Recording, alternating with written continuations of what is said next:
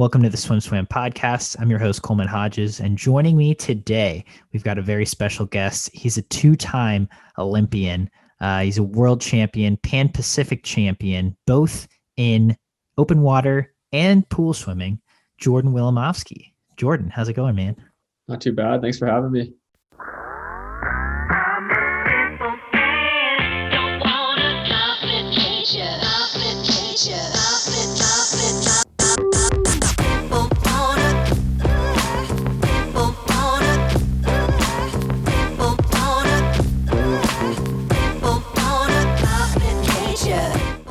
I appreciate you coming on. I'm excited to, you're certainly right now, you're America's most versatile male distance swimmer in terms of open water and pool swimming. And I'm excited to kind of get into that with you.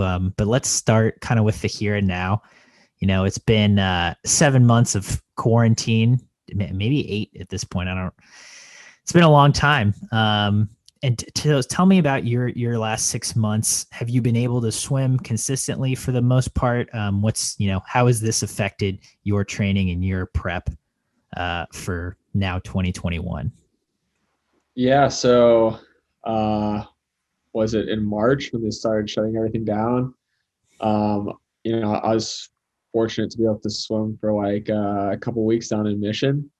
And then when they made the decision to postpone the games, that was kind of when we were like, okay, we'll take a break. So took about a month off of no swimming. We thought at that point, if we give it 4 weeks, they'd start to reopen pools. Obviously that didn't happen. So I started swimming in my uncle's backyard pool for probably another, it was like March to April, maybe like another month. Just like a couple times a week, just trying to stay in touch with the water. And then Mission was open again to their athletes. So I was driving down there every day. How far was that drive for you? In the like no traffic, like Saturday morning, I could probably get down there like an hour, but wow. On the way back, it was like an hour 15, hour 20. And that's like, that was like with nobody on the road too. So I feel like I was pretty lucky for like close to an hour. And so, I was down there for 3 weeks. And then the pools in LA like slowly started to open up and we were doing like singles up here. But now for the most part, we're pretty much back to normal training. It was just a couple weeks ago that we were able to start doing long course again. So now just hopefully we'll get some more long course in and we'll be back to like our normal schedule. So were you on that 4 weeks out of the pool that you initially took off in March, April timeframe? Were you doing anything outside of the pool? Yeah. I was just doing dry land and like, I have, just like some shoulder exercises and stuff like that to try and, make sure when I come back or came back into the pool, like it wasn't like a big shock and, mainly like injury prevention and just like trying to find some stuff to keep busy. Unfortunately, they closed down the beaches here too, which was a pretty big bummer. So it's just like, stuff I could do outside, like basic body weight dryland stuff. Gotcha. And so then once you did start getting back in the pool, I guess once you came back from that 4 week break, did you ever turn to different forms of cardio in terms of, biking, running, rowing, whatever that might have looked like? Yeah. I think for us, like just normal training, we try and keep most of our stuff like pool based, like, we're pretty limited on dryland and weights and stuff. I think just distance swimming. And so, I didn't really do too much of that. I'd go biking with my brother and my friends, but that was just for fun, like just as a way to like get outside and stuff. So just like go mountain biking and stuff like that, but nothing to like in terms of like, oh, we're not able to swim, so let's go for like a run or anything like that.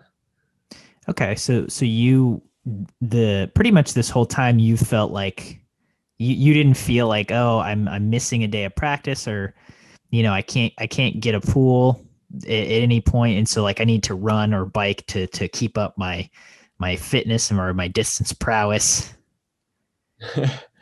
I mean, like, I think when they postponed the Olympics, it was definitely like a weight off your shoulders. So you're like, okay, like I can understand taking like or justifying like taking like a month off. I mean, obviously, I say that, but like, yeah, every single day I was like trying to do like just something to stay in shape. But no, I never really felt like the need though. I was like, man, I need to get cardio some kind of way outside the pool. I think I don't know, just personally, like there's like something very specific about like swimming fitness where it's just like hard.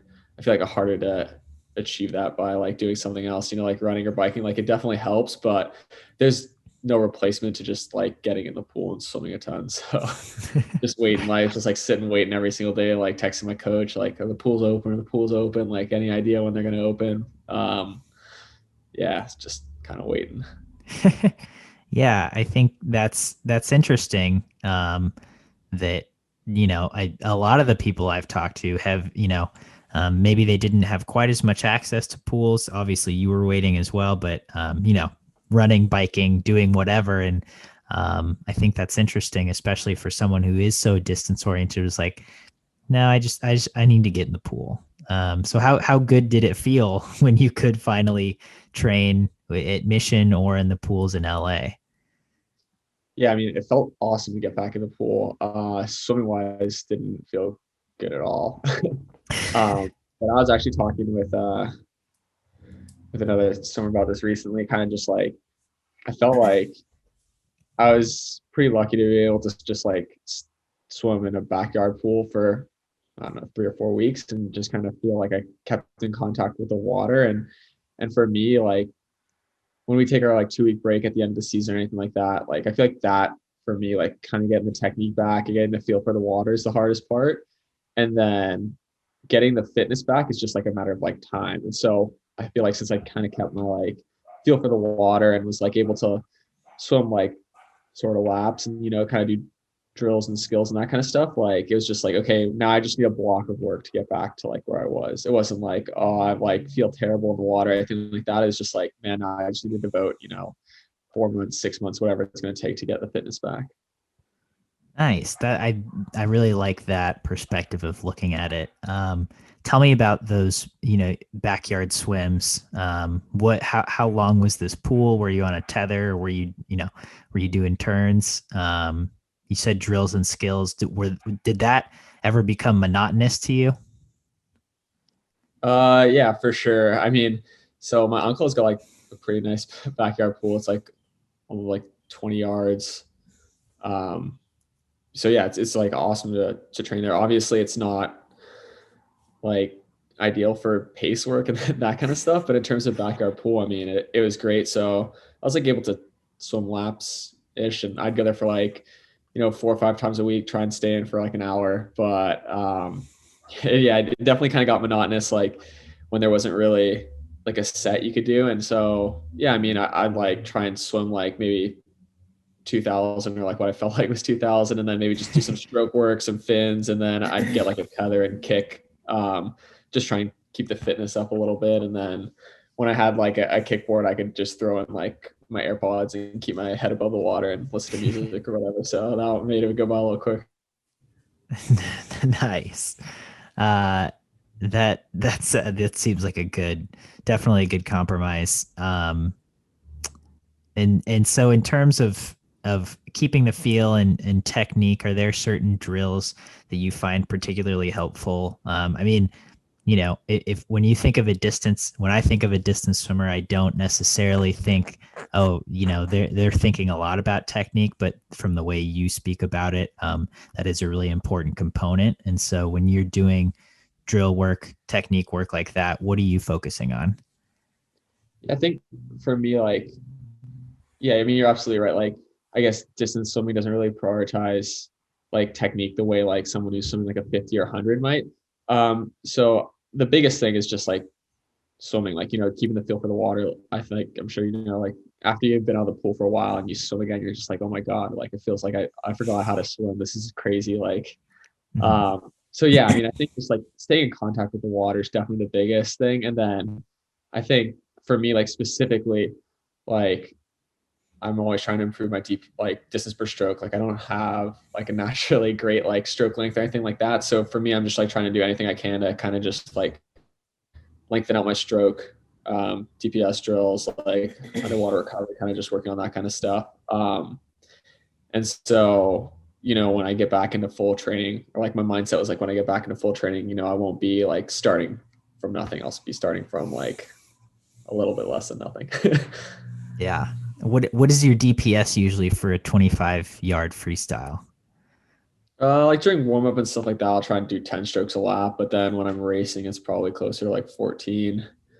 Um, and then, I mean, like, so that's like pretty much set. But like, just making sure it's just consistent, like, um, for me, like sometimes I tend to start off with like my rate too high, and then I'll kind of like throw off like a little bit later in the race. Like if I start off like maybe like 15 or 16 strokes, just like on the first like 50, like kind of going too hard, like it's hard to get in a rhythm. So for me, especially with distance events, I feel like I'm just trying to like make sure that first like 100, 200 is just like controlled. And I'm like, all I'm doing is setting up my stroke. So when I start kind of like bringing in the legs or like putting more effort into it, it's just like, I don't need to think about that kind of stuff.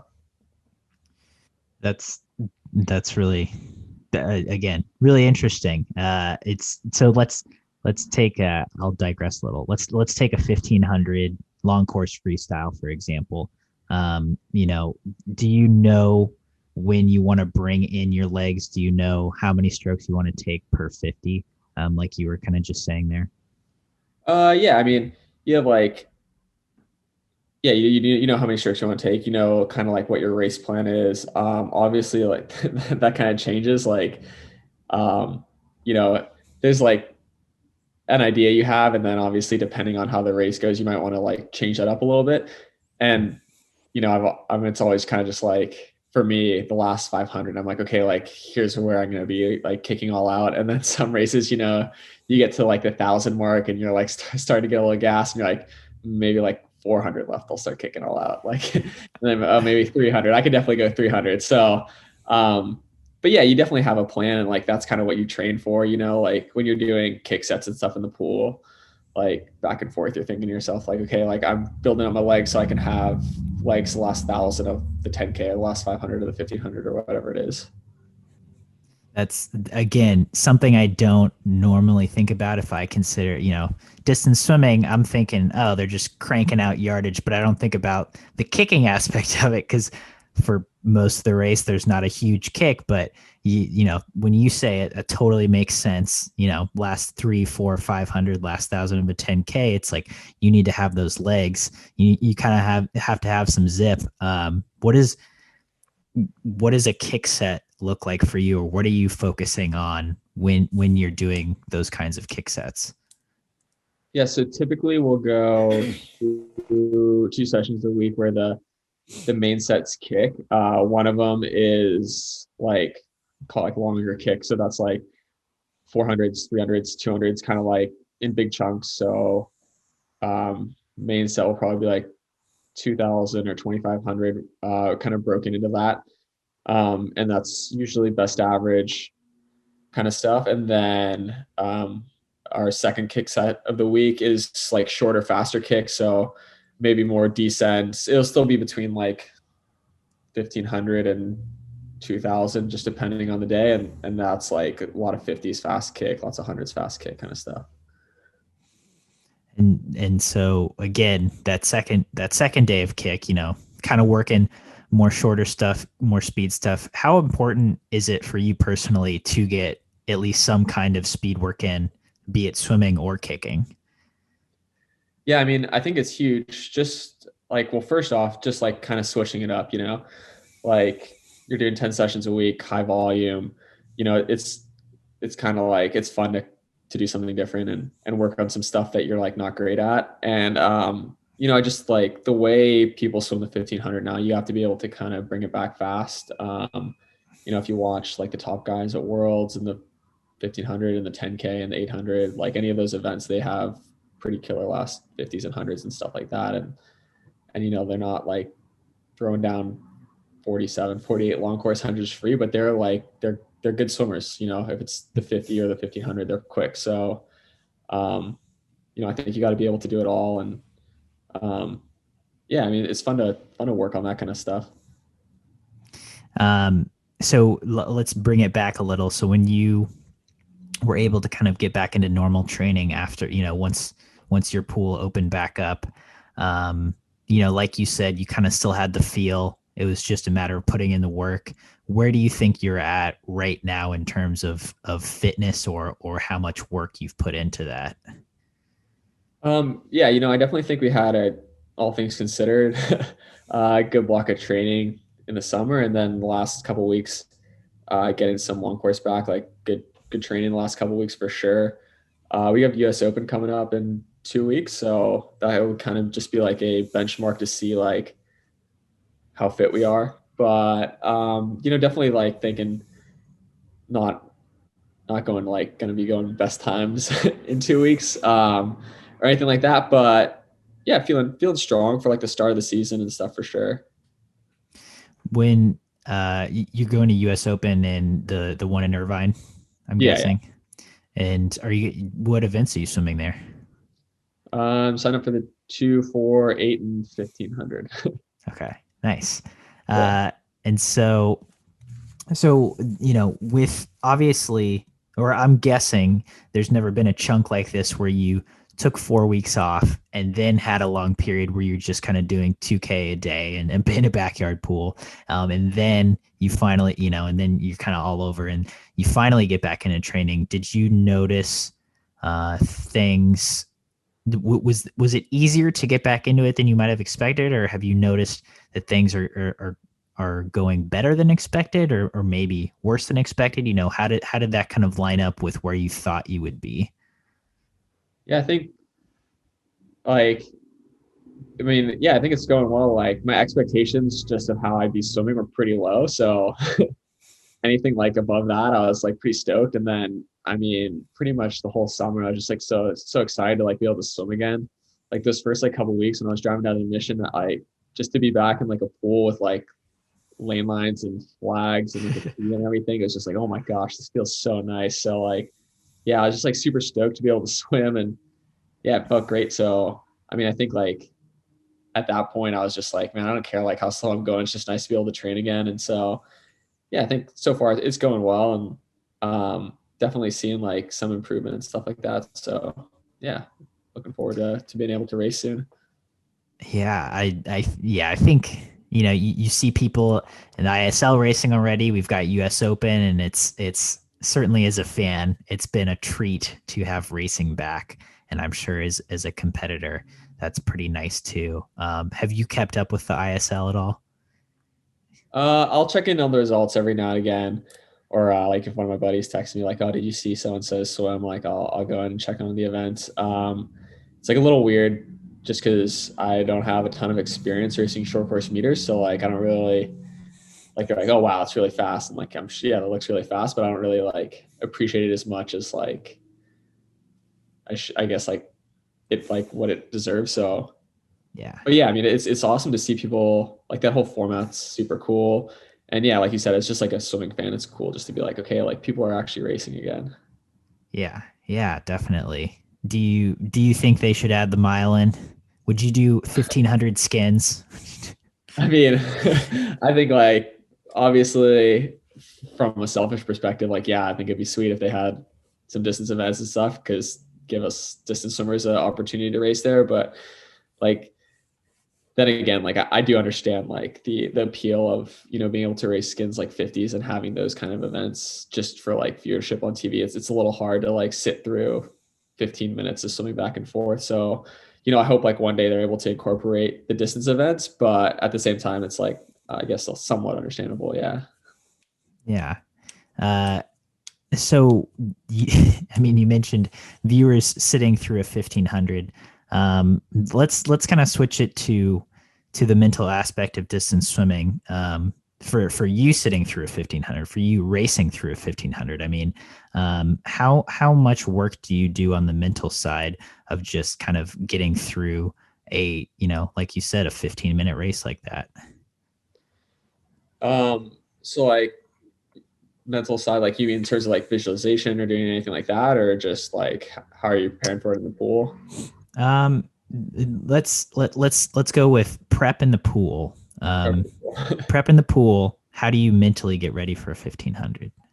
Yeah, I think for us, like it's just all about, putting in the work beforehand. Like my coach always says, like training needs to be harder than the race itself. And like when you step up on the blocks, like I think, yourself, like I've done, I don't know, maybe thousands of hundreds at the pace I want to go, or like trying to go the pace I want to go. So at that point, there's like really nothing you can do to change like the result. Like it's kind of set like how fast you're going to go. And so I think like if you're putting in the work in the pool and like day in and day out, you're like coming into practice and you're getting done what needs to be done. Like the mental side is like, it's easy because you've done everything you have to do. And it's just like letting your body do what it's been trained to do and just racing. So I think like in that regard, like, yeah, the training is usually like super tough and you prepared yourself. So it's just like full steam ahead for the for the race. Yeah. And so then I guess in terms of maybe visualization or just executing on your plan, take like 100 or a 200 for example. Someone who's swimming that, I feel like if you mess up one thing that could have bigger effects on the a turn that could have a bigger effect on your race obviously, but also it might be easier to carry that out because or to, to mentally say okay, I need to do this and this in the race because it's only 1 or 2 minutes versus mentally it's certainly a different gear of like okay, I have to like be steady or be constant, or be more patient, again for 15 minutes. So it does prep outside of the pool for the mental side, like visualization, like you said, do you take any steps to kind of get yourself ready in that aspect? Yeah, like just spend like time if the meet's coming up, like a couple minutes every day, like kind of visualizing like how you want the race to go and like kind of different scenarios about like what might happen during the race. But yeah, I think yeah, what you're saying, like sprinting and like the 100 and 200 and those kind of events, they're so short, so the room for error is so small, and I feel like it's super cool. Like when you're at USA camp, watching guys like Nathan or something like kind of dissect their race and like they know like, man, I'm taking like this number of kicks off the wall. Like this is my time between like the wall and the flags, the wall and the 15, the wall, and this flags and like this stroke count is like so dialed and everything they have is like so specific. So it's like it's Mhm. super cool to see that. And then kind of for distance swimming, like the way I kind of look at it, it's just like it's way more low key. It's like, oh, I missed this turn, like, man, that sucks, but I'm gonna make it up. Or like, my stroke into this wall wasn't super good, but it's just like it's okay. Like I'm gonna keep going. I'm gonna keep kind of like pushing through. And so it's kind of like more of a like I mean, it's not like a relaxed attitude, but it's kind of just like, a different mindset where it's just like you kind of have to adapt to what's happening a lot more. And I think the length of the race kind of gives you the opportunity to do that. It's just like kind of being able to, man, I didn't have a great first like part of the race. Like let me rebound, let me kind of build back into it and finish strong kind of thing. Mhm. So like you said, if someone like Nathan Adrian knows how many kicks he's taken off the wall, how the time between flags and the wall, how many strokes, all those little finite details, are there things that you're looking for? Let's say at a training camp, what are you working on? Or is it just okay, it's a training camp, I need to do 10K a day. And then that's my prep. I think it's kind of taken like a little bit of both in that, like obviously it's like super inspiring seeing all these people swimming super fast around you.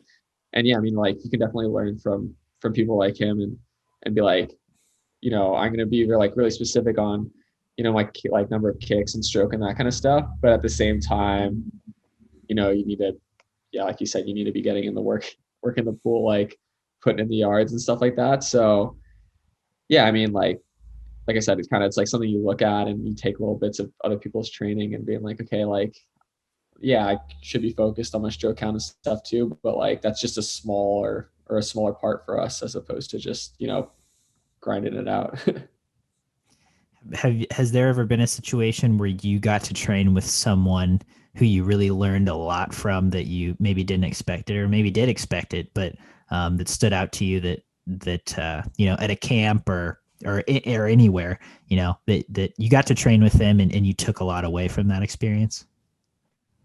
Um, Man, I think just like at any camp, like you'll be getting on the bus or whatever after training and you'll be hearing about some like crazy set somebody's did, like, or some insane time someone's gone off the block. So like just from like being a fan of the sport, it's super cool. You know, you're just like, oh my gosh, like I didn't know someone could go that fast in 100 flying practice or something like that. So it's super cool just being on the deck and like seeing like everybody swim, all these like world class swimmers swim so fast. um, I mean, I'm trying to think, like there's so many like sets that I've seen people do that are just like mind blowing. Obviously, like training with Katie at some of the camps, or like seeing some of the sets she's done is insane. Like I didn't think, yeah, I didn't think that was possible. It's just like you're seeing her go under world record pace for like multiple hundreds. You're like, oh my gosh, this is wild. Trying to think. I mean, there's like a set. I was trying to think what I was doing 50s. It was before Rio maybe, and I was doing some 50s fast, and Nathan was also doing some 50s fast off the blocks. And we were like, we weren't going at the same time, but he was like 2 lanes over, and we're like the last people in the pool. And we're like, oh yeah, look, Jordan's doing 50s and Nathan's doing 50s, and it's just like, yeah, but they're not the same. He's about 5 seconds quicker off each one. And it's doing like one for every like 8 I'm doing. I think that averages out. Yeah. um, I mean, that's definitely cool. Have you ever done sets with Katie before? Yeah, I mean, at Pride, like the Rio camp, we did a couple workouts together, and then um, I went up to Stanford in the beginning of 2018 for this like USA camp for a week. We trained together. Trying to think what else. Oh yeah, before Golden Goggles. When was it? Last time they had Golden Goggles, 2019. She came down to LA for like a week before. She's doing like media stuff, and she was training with us for that week. And yeah, I mean, anytime you're racing her, it's just like super cool to watch. Yeah, is there? Yeah, I mean, obviously she's an insane trainer, but do you guys talk? Is there anything you take away from her? It's like, oh, okay, maybe I could incorporate that into what I do, or just, wow, that's a really cool concept or thing that she does that I admire. I mean, like pretty much like just, yeah, or anything she does in training is like insane. So obviously I'm trying to do that, like probably lacking in execution. Otherwise it'd be a lot quicker. But yeah, I mean, yeah, her stroke's super good. She's like super dialed in on all her pace and stuff like that. So I mean, yeah, it's like anybody that you're racing that's like at that kind of level. It's just like you're racing them, and then after you're racing, you're just like, man, like I wish I could just like watch that 100 again to see like kind of what they're doing, like what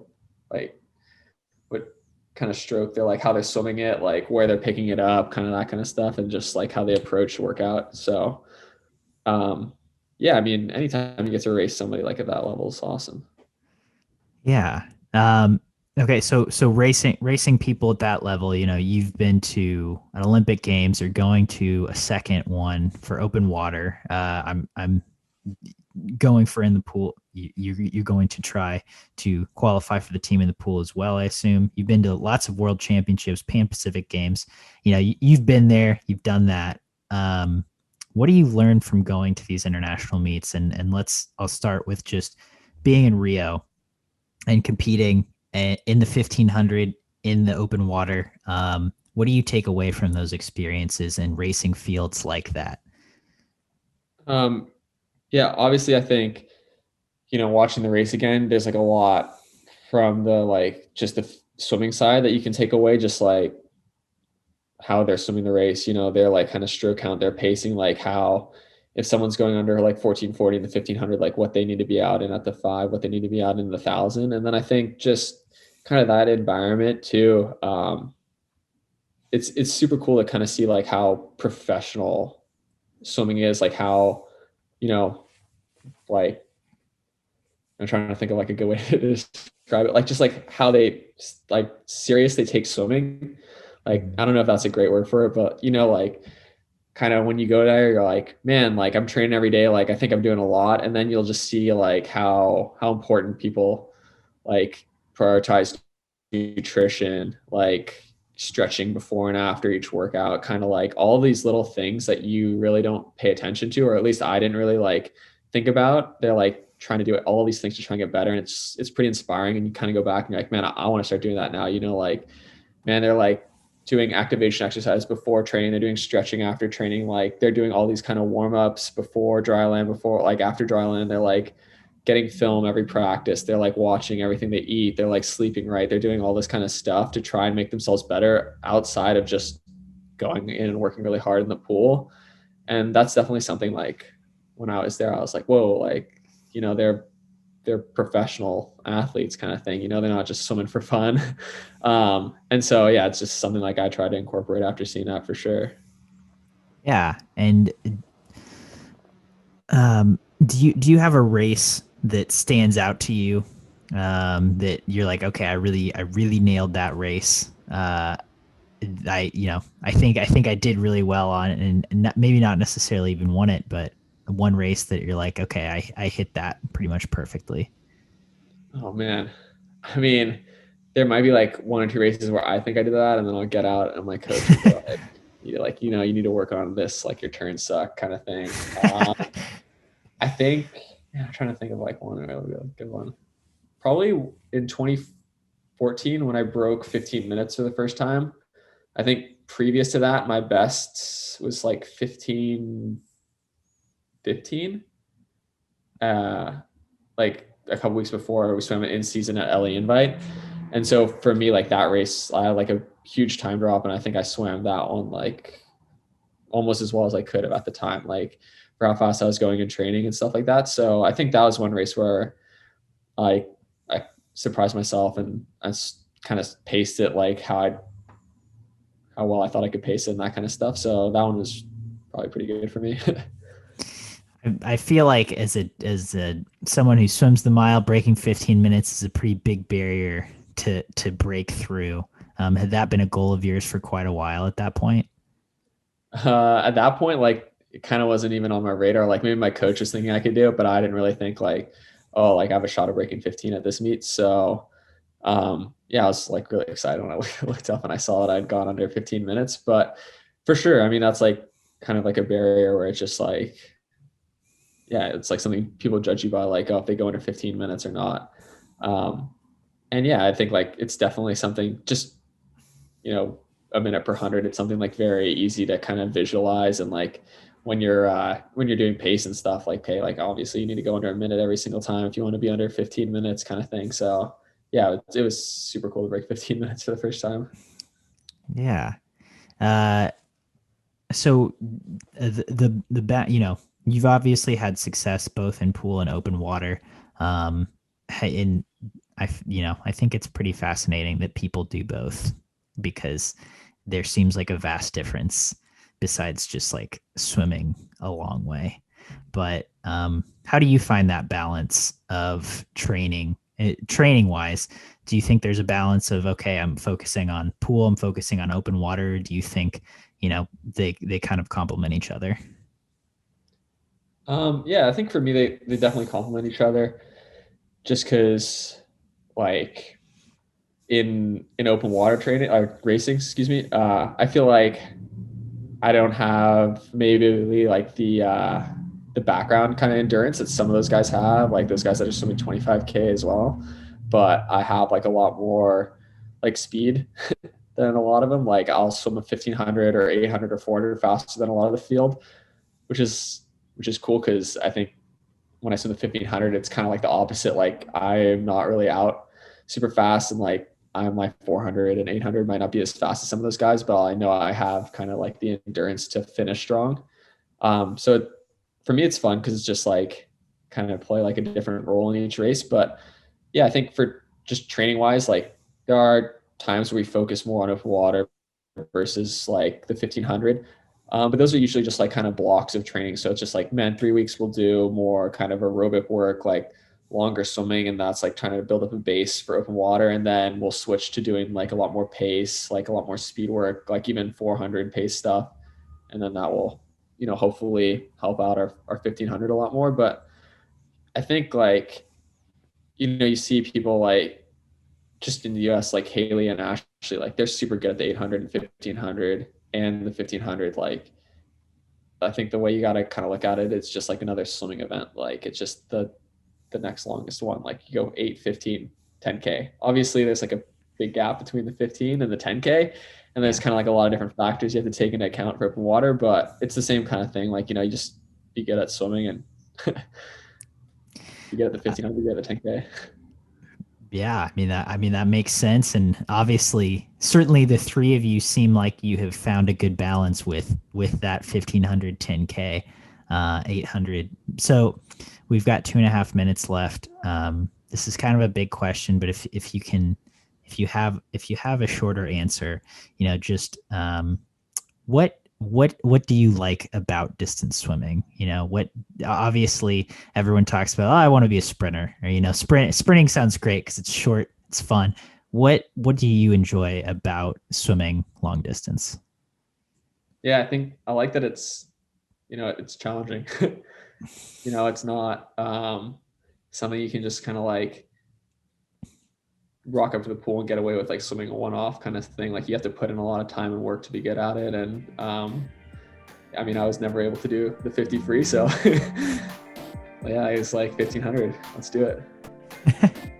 I think that is a great concise answer. Jordan, thanks so much for coming on and sitting down and talk with me for a little bit. We'll have to bring you back on in the coming months and check in to see how training's going and how prep for 2021 is going. But I really appreciate you taking the time. Yeah, absolutely. Thanks for having me.